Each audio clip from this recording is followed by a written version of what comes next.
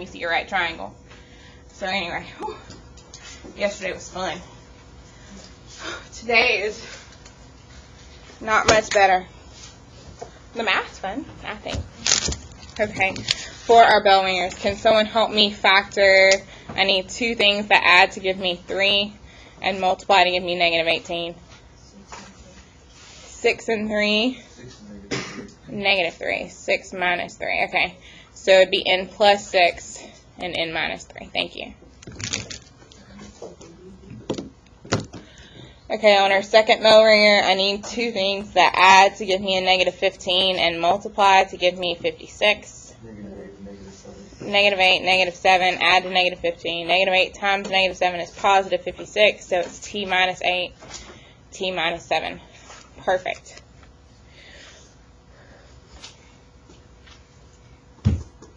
How we love factoring. On number 2, what is the GCF of 42, 126, and 210? It's wanting to know the greatest common factor, so the largest number that divides evenly into all 3 of those.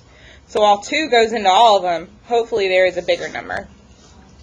I know 6 goes into 42 7 times, but I don't know if 6 goes into 126 evenly, does it?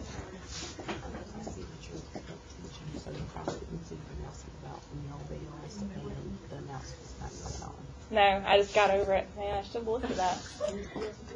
Killing me. 6 goes into all 3 of them. Is a bigger one?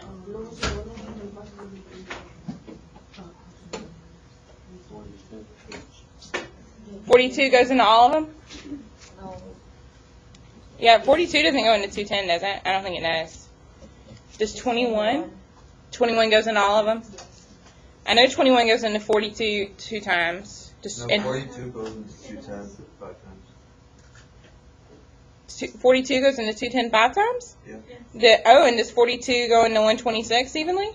Yeah. So he's not crazy. So Ricky Martin out of nowhere, coming from behind, hadn't seen him all year. He's not entered my life and he's correct. It's Jay. Awesome. Can someone confirm it's Jay for me? We think it's Jay? Yeah. Okay. Okay. If I was guessing, I would have never guessed J because it was the largest. In my mind, I always eliminate the largest and the smallest when I start guessing. On to the notes. We have talked about a trapezoid before.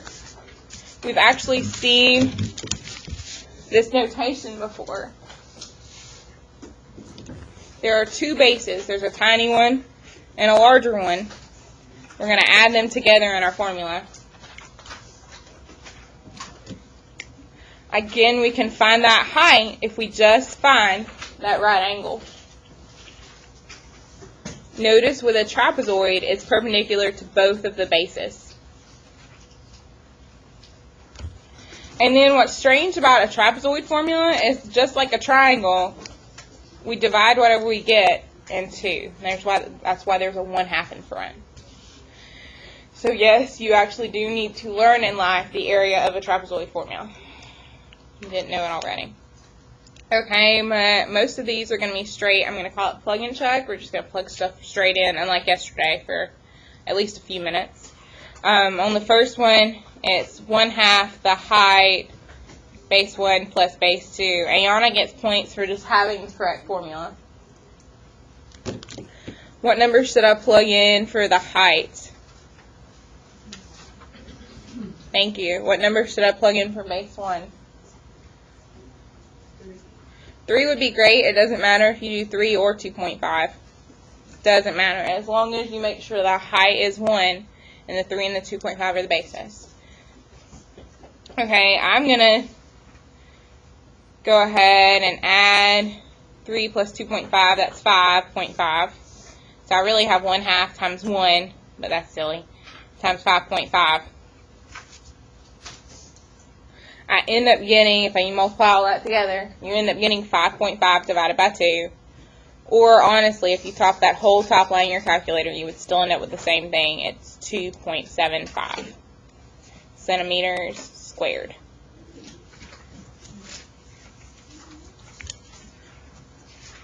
Are there any questions about how I got 2.75? Harrison can type this whole line in his calculator, or he's good at math in his head. He can actually add 3 plus 2.5 and then divide it back by 2. He can handle that. Okay, number 2, find the area of the side of the pool outlined below. Again, they're telling us all the numbers to plug in. What should I plug in for the H? What should I plug in for the B1? What should I plug in for the B2?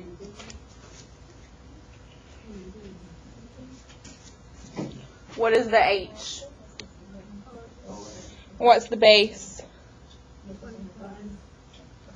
Which one? What's the base one? 30, and then the other base would be 25. If you want to go ahead, and what she was doing is doing some of the math in her head, you can. It is going to be 1/2 times 11 times 55.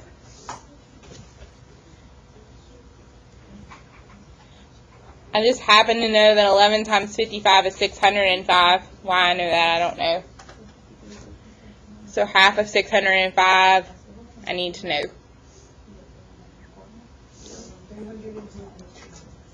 Thank you, ma'am. But again, if Harrison just wants to type the whole line in this calculator, he's still going to get the same thing. Okay, 1 and 2 seem pretty easy. Are there any questions on 1 and 2? We finally start to get a little complicated. Got a little more going on number 3.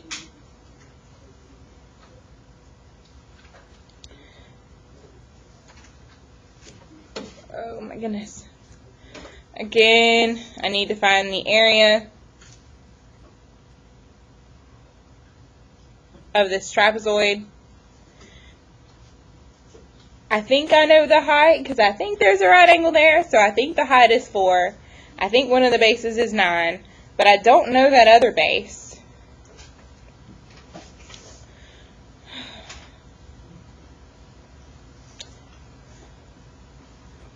So what I can do, and I'm going to show you 2 different ways to do this problem, and you just pick which one makes sense to you. What I need to do is solve for that other base. I have a triangle that I'm making. I'll color it yellow. The hypotenuse of my triangle is 5. I know this leg is 4. So what does that make the bottom? Because it is a triple.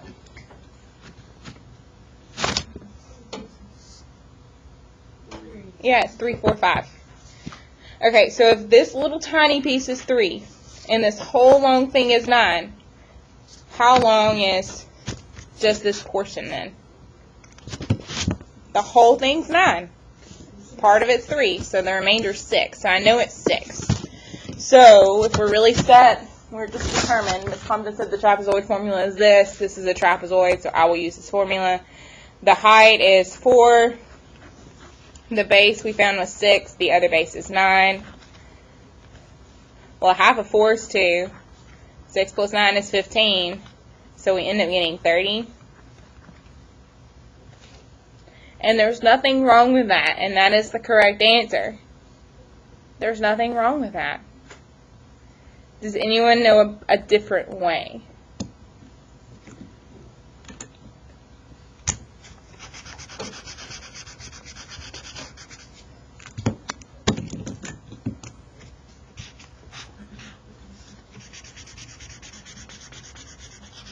Okay, I've colored it now. What 2 shapes do you see? A what and a what? It looks like a square. It's not a square there because it's 4 and 6. So what is it? If it's not a square, what could it be? Yeah, it is a rectangle. Thank you. What's the formula for a rectangle? The area. Okay, I'm going to do base times height because we're on this BH kick, but length and width are the same thing. So 4 times 6, which is 24. Okay, so we handled the pink shape. Awesome. How do we find the area of a triangle? We did that yesterday. Okay, so the triangle is 1/2 the base times the height. I'm just looking at that yellow triangle. Just the base of that yellow triangle is 3. just the height of that yellow triangle is 4. So 1/2, 3 times 4, half of 12 is 6. If we add those two numbers together, what do you get? 30. That's the same number we got when we used the trapezoid formula. So if Harrison sees a shape like this, he doesn't have to use the trapezoid formula. He can call composite, or they're two shapes composed together.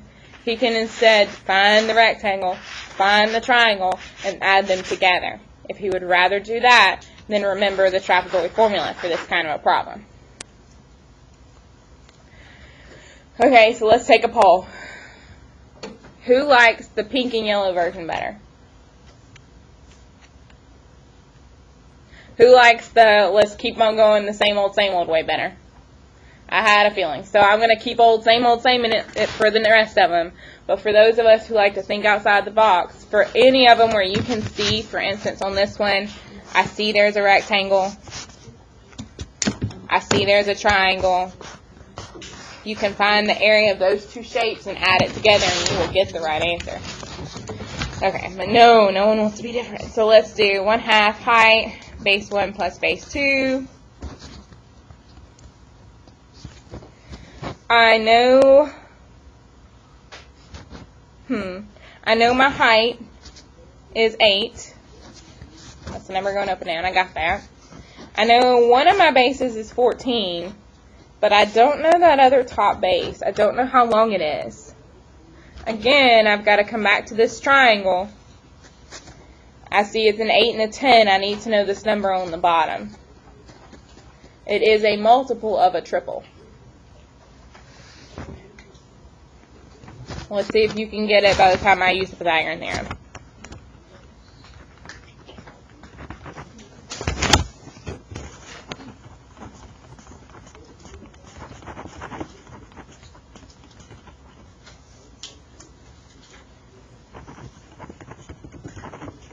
Nope. I beat you. What's 8 divided by 2?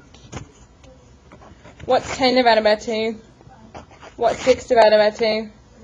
It was a multiple of a 3, 4, 5. If only you would recognize the triple, you don't have to use the Pythagorean theorem. If you don't know the triples, you're going to have to use that Pythagorean theorem. I still got 6 either way, which means this tiny yellow piece is 6. The entire thing is 14, so how long is the top then? What's 14 minus 6? 8. Okay, which really means we had a square. So 8 plus 14, half of 8 is 4. 8 plus 14 is what number? What's 8 plus 14? 22. 4 times 22? 88 feet squared.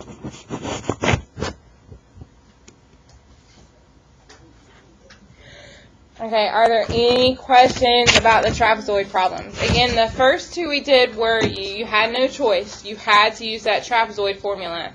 Notice that they weren't, where the height was drawn, it wasn't drawn exactly to make it look like a triangle.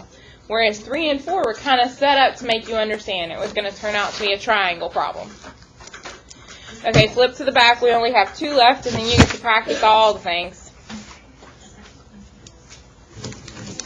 All the things. For the area of a rhombus or a kite, there is a funny looking formula. Again, you need to know. I might be nice enough to write this one on the board, but that's all I'm going to do is put 1/2 D1, D2. I'm not going to put what it's for or anything, so you're going to have to know it's for rhombuses and kites. Any thoughts on what the D stands for? No, but that is a good quote. That's a good D. Look at where it's drawn in the pictures. Oh. Look at where it's drawn in the pictures cutting across. It is diagonal. The D stands for diagonal. So we need to know both diagonals on a rhombus or on a kite. Miss Compton, how will I know that it's a rhombus or a kite and not a parallelogram? Well, my friend, we already spent a lot of time on that way back in the day on chapter 4 or so. But what's even more useful is if the person or the test or whatever worksheet I give you shows diagonals being labeled, it's probably a rhombus or a kite. If they're labeling the diagonals, it's a rhombus or a kite. For instance, on number 5, they've labeled diagonals, so it's a rhombus or a kite. So we're going to do 1/2, one diagonal times the other diagonal, so 1/2 of 7 times 12. What is 7 times 12?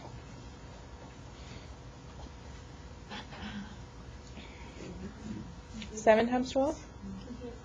What's 7 times 12? What's half of 84?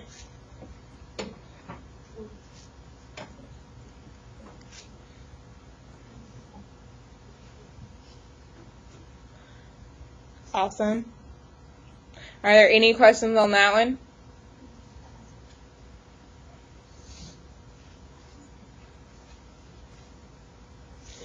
And then the last one seems super nice because it looks just as easy. Why can I not just plug in 7 and 9? It's only half. So what should I plug in instead? 14 and 18. We want the length of the entire diagonal. Half of it was 7, so the whole thing would be 14. The other diagonal, half of it was 9, so the whole thing would be 18. So we need to know 1/2 of 14 times 18. Oh, I don't know what 14 times 18 is. What's 14 times 18? And what's half of 252?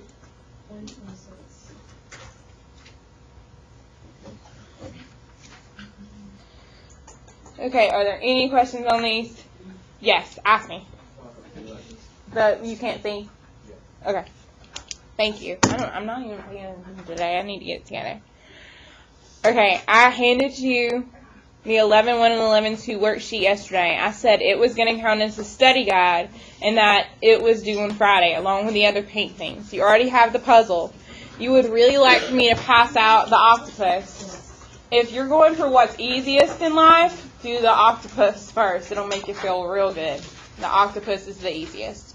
The hardest is the 11-1 and 11-2 worksheet.